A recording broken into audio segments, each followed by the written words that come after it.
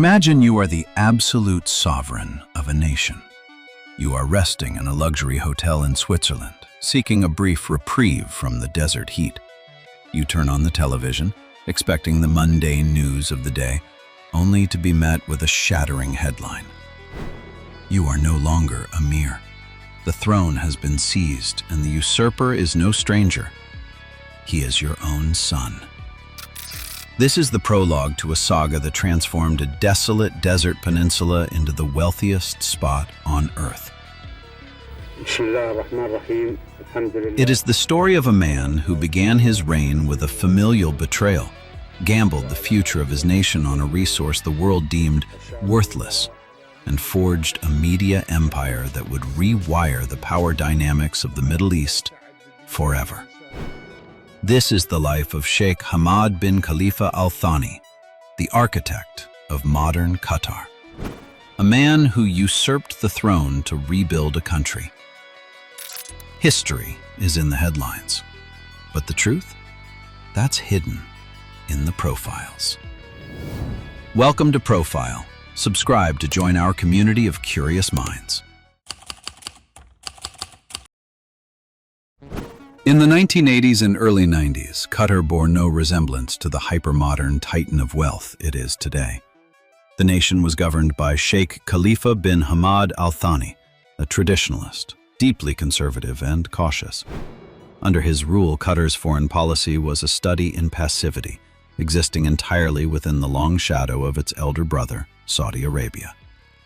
For Sheikh Khalifa, maintaining the status quo was the ultimate priority. But on the opposite side of the palace stood his son and heir apparent, Sheikh Hamad.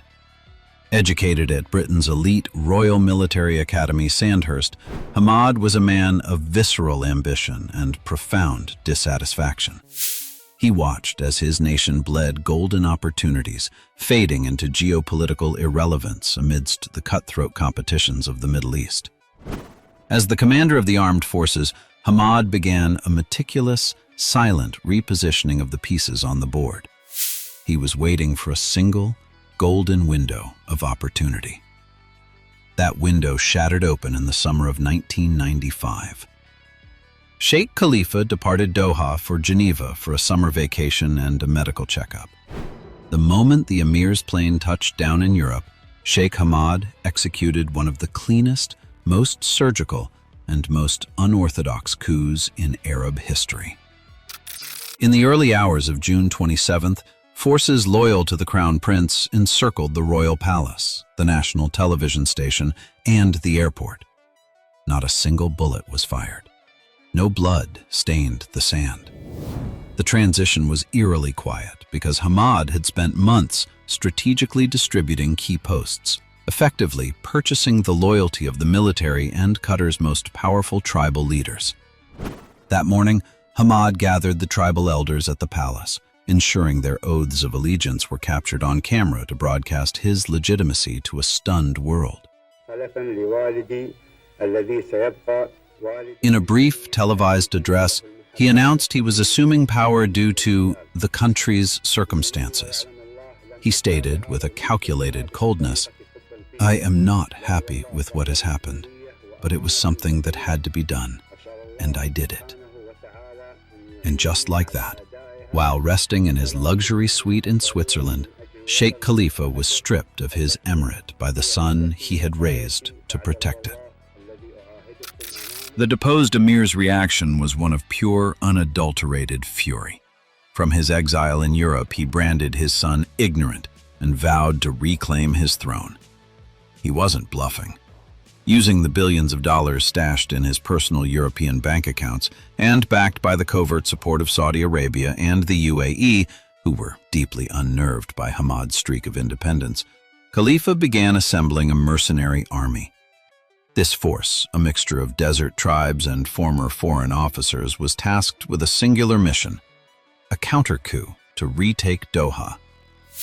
But the father had fatally underestimated the ruthless intellect of his son.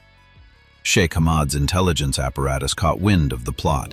Knowing that money was his father's only remaining weapon, Hamad struck first. In a masterstroke of legal warfare, he deployed a phalanx of international lawyers and leaned on Western governments to freeze his father's personal bank accounts across the globe. He didn't just exile his father, he disarmed and impoverished him on the world stage.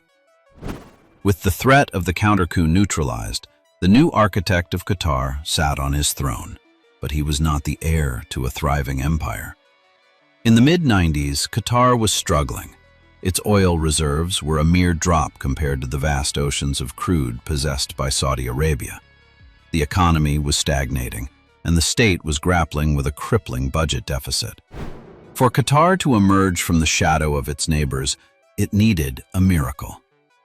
That miracle lay hidden beneath the turquoise waters of the Persian Gulf, in a massive reservoir shared with Iran, the North Dome Field.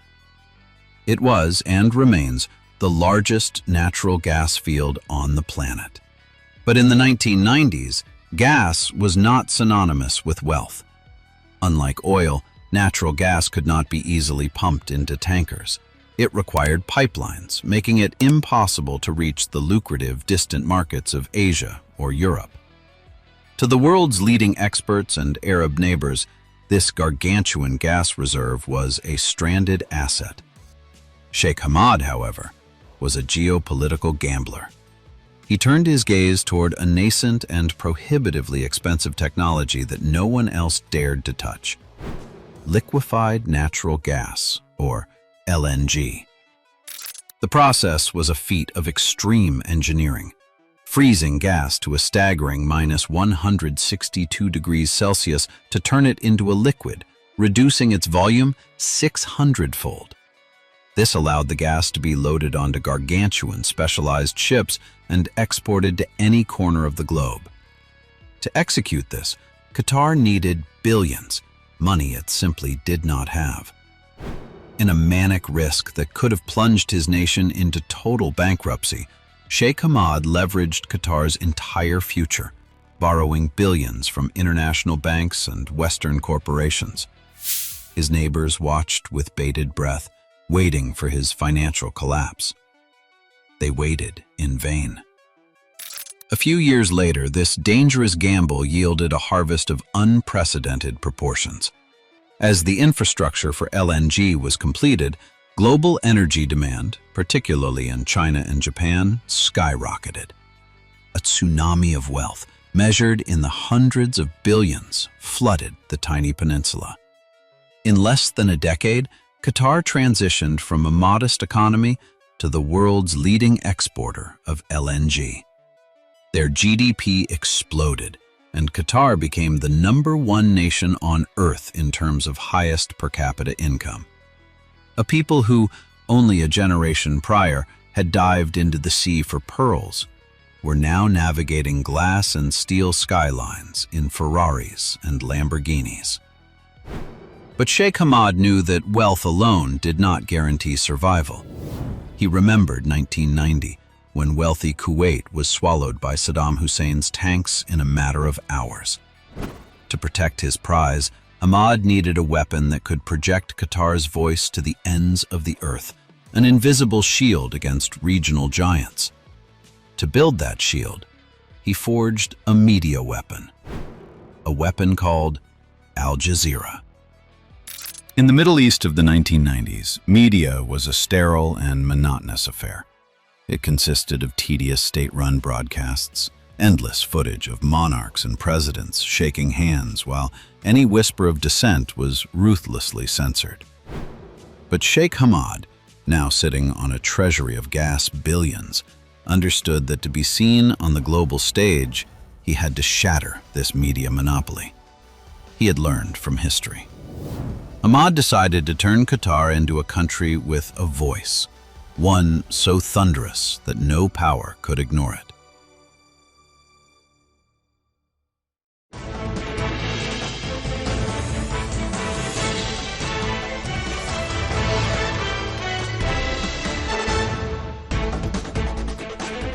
أهلا بكم. In 1996, with a budget of $137 million, he founded Al Jazeera. The network quickly became a political earthquake in the Arab world. Al Jazeera obliterated red lines.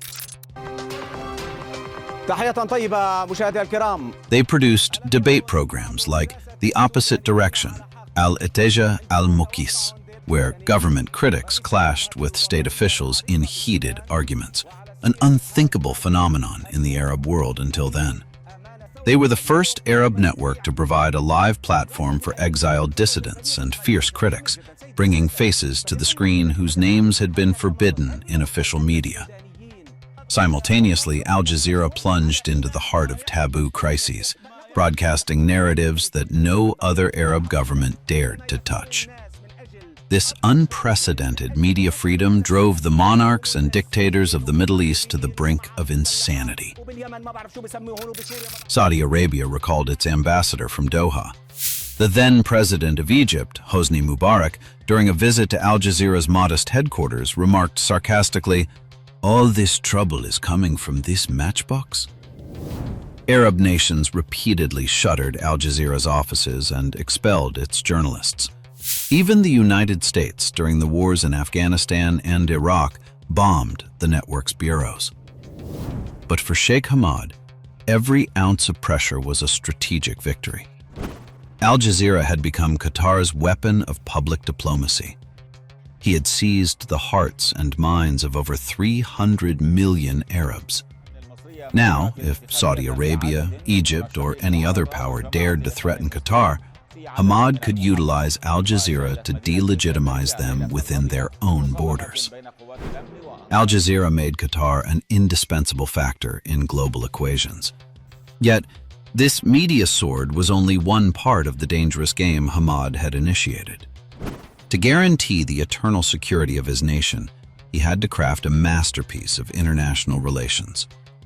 The policy of being friends with everyone and beholden to no one.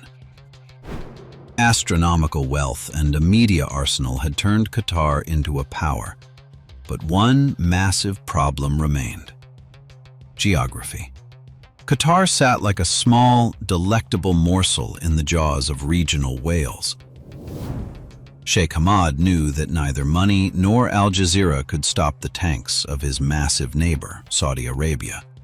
He needed a permanent insurance policy. The formula he wrote for Qatar's security was nearly unprecedented in the history of diplomacy. He decided to become the paradox of the Middle East, a man who is friends with his enemy's enemy and dines with his friend's foe. His first move on the Middle Eastern chessboard was the Al Udeid airbase. Following the challenges of the U.S. military presence in Saudi Arabia after 9/11, Sheikh Hamad offered unprecedented generosity, constructing the largest and most sophisticated American airbase in the Middle East on his tiny peninsula. He effectively invited the global hegemon into his own backyard to signal to Saudi Arabia and others, "If you wish to harm Qatar, you aren't dealing with me. You are dealing with the United States military." But this was only the opening gambit. While American jets refueled in Doha, Sheikh Hamad maintained the warmest economic ties with Iran, Washington's #1 adversary. Qatar and Iran sat atop the world's largest gas field, and Hamad knew that without a stable relationship with his northern neighbor, extracting that wealth was an impossibility. He proved to the world that one could simultaneously host the largest American base and be a strategic partner to Iran, and he didn't even try to hide it. Sheikh Hamad went further.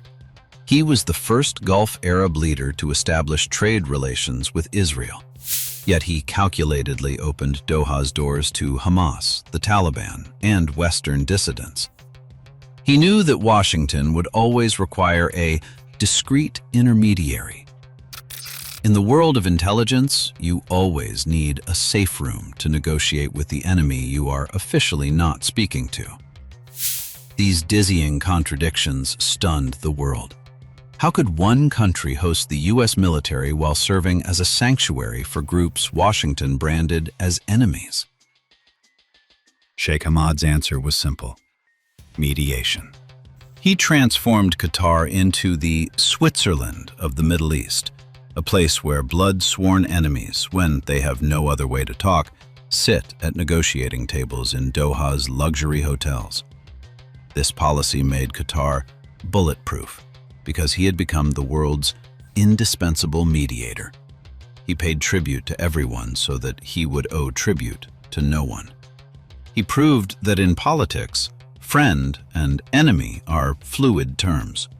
What matters is influence.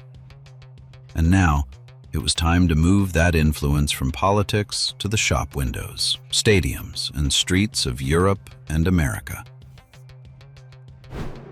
In 2005, Sheikh Hamad established the Qatar Investment Authority, QIA. Its official mission was to safeguard the nation's wealth for future generations and diversify the economy away from its dependence on gas. But in reality, it was a mission to purchase the most prestigious pieces of the world. Qatar began acquiring the crown jewels of global commerce. They bought the legendary Harrods department store in London. They became major shareholders in Volkswagen and Barclays Bank. They erected the tallest building in Western Europe, the Shard, in the heart of the British capital. The scale of their acquisitions was so immense that British analysts remarked, only half joking, Londoners walk on Qatari land, work in Qatari buildings, and sleep in homes heated by Qatari gas. This was more than an investment strategy. It was an economic shield. By weaving Qatar into the vital interests of London, Paris, and Berlin, Hamad ensured that any threat to his peninsula was a direct threat to the financial heart of Europe. But Hamad opened another front, the green rectangle. He understood that nothing captures the global heart like football. In 2011, Qatar purchased the struggling Paris Saint-Germain, PSG, transforming it into a galaxy of superstars with an injection of billions. The name Qatar was emblazoned on the jerseys of FC Barcelona. Yet these were merely the appetizers for the grand feast, a goal that, when first proposed, provoked global laughter. The winner to organize the 2022 FIFA World Cup is Qatar. Hosting the FIFA World Cup. December 2010, Zurich. To the utter shock of the world, Sepp Blatter opened the envelope and read a name no one believed possible. Qatar. A tiny desert nation where summer temperatures hit 50 degrees Celsius and which lacked a single standard stadium, had defeated giants like the United States, Australia, and Japan. While allegations of corruption swirled, for Sheikh Hamad, the 2022 World Cup was a declaration of independence. He wanted to prove that geography is no longer destiny. He transformed Qatar from a speck on the map into a global brand that no one would dare erase. Yet behind this international splendor, a lingering wound remained: the fate of the father he had deposed. Sheikh Khalifa spent nearly a decade in exile between Paris, Abu Dhabi, and Riyadh, attempting several times to reclaim power with regional support. Finally, in 2004, having fully solidified his grip, Hamad made a calculated gesture of reconciliation. He allowed his father to return to the homeland. The image of Hamad greeting his father at the Doha airport and kissing his hand in a display of traditional respect signaled to the world that the civil war was over. Modern Qatar had reconciled with its past.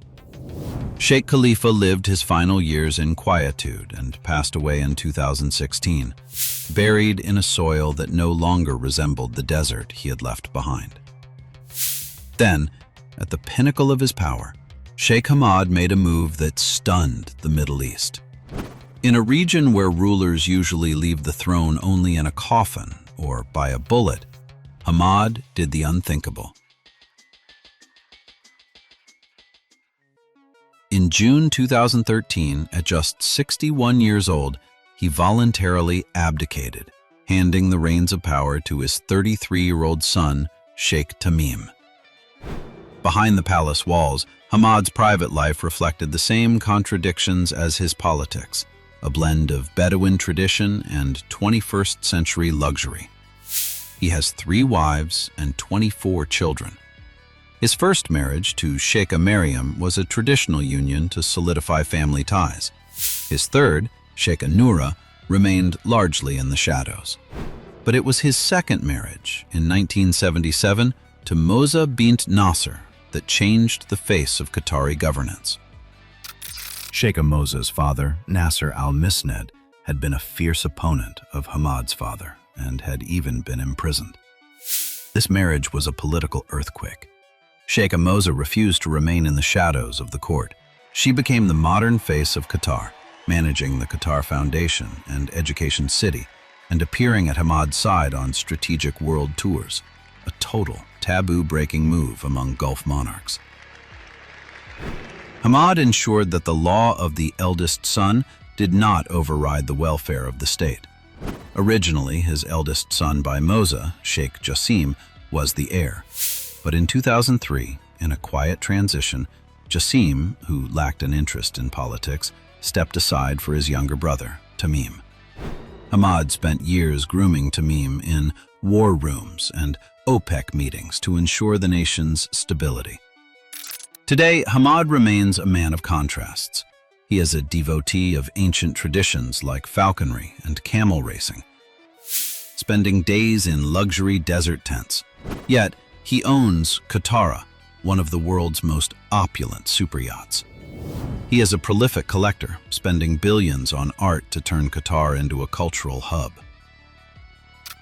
The story of Sheikh Hamad is the absolute triumph of will over geography. He proved that with audacity, a touch of ruthlessness, and an ocean of wealth, a desert peninsula can become the center of the world's attention. He began with a family coup and ended with a voluntary abdication. In between, he turned a country once lost in the shadow of its neighbors into a titan of energy and mediation. What is your perspective on this? Do you see Sheikh Hamad's strategy as a successful blueprint for small nations, or a dangerous game whose full price has yet to be paid? We want to hear your perspective. Join the discussion in the comments below. If this profile gave you a new perspective, support our mission with a like and share. Thank you for being part of the Profile community.